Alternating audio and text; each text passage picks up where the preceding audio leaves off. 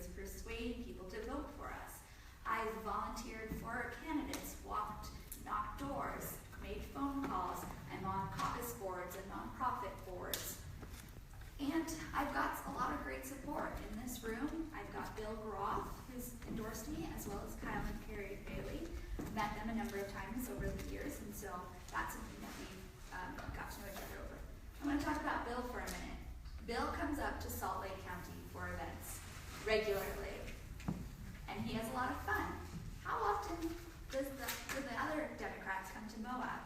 How often are state officials paying attention to Moab? How often are other Democrats paying attention to Moab? You guys are kicking butt. You've got a bunch of people elected to the city council, the county commission. You guys are a model county. And what I want to do is create a mentor program for individuals who want to be candidates, or individuals who want to be operatives or super volunteers, but also for counties. The counties have a lot to learn from each other, and if Grant County and Summit County can kind of teach the ways on how to get Democrats elected into nonpartisan offices, teach that to the other counties, because that's something that we need to be working on. As Democrats, we have a hard time building trust. We have to prove to the voters that we're trustworthy, whereas Republicans have to prove that they're untrustworthy. When you run on a nonpartisan ticket, you get to be yourself. You get to promote your Utah values, which are Democratic values, and you get to be elected more likely. Then you have name recognition, you've got a track record of improving your community, and then if you do decide to run for partisan office, you've got a much better chance of doing so. That's the way that I think we need to fight gerrymandering. You look at Bill Groff's district, it's a mess of weird lines. He got 60% of the vote in Grand County and only ended up with about 24% of the vote overall. It's the legislators who draw those lines. It's according to the Utah Constitution. So if we want to change that, yes, we should push for a ballot referendum. Yes, we should try the lawsuit route. But a guaranteed way to change the way our districts are drawn is to get more Democrats up at the Hill. If we get out of the super minority, we get a say, and then we can pick up more and more seats. Because we are disproportionately underrepresented in Salt Lake.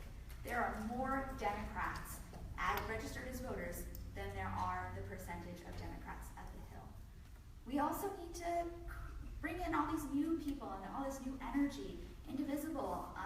I know the guy who started Utah Indivisible, and so when Tom had questions about it, I was able to point him to that direction of, this is something that you can learn from, let me get you connected to the people who care about those same things.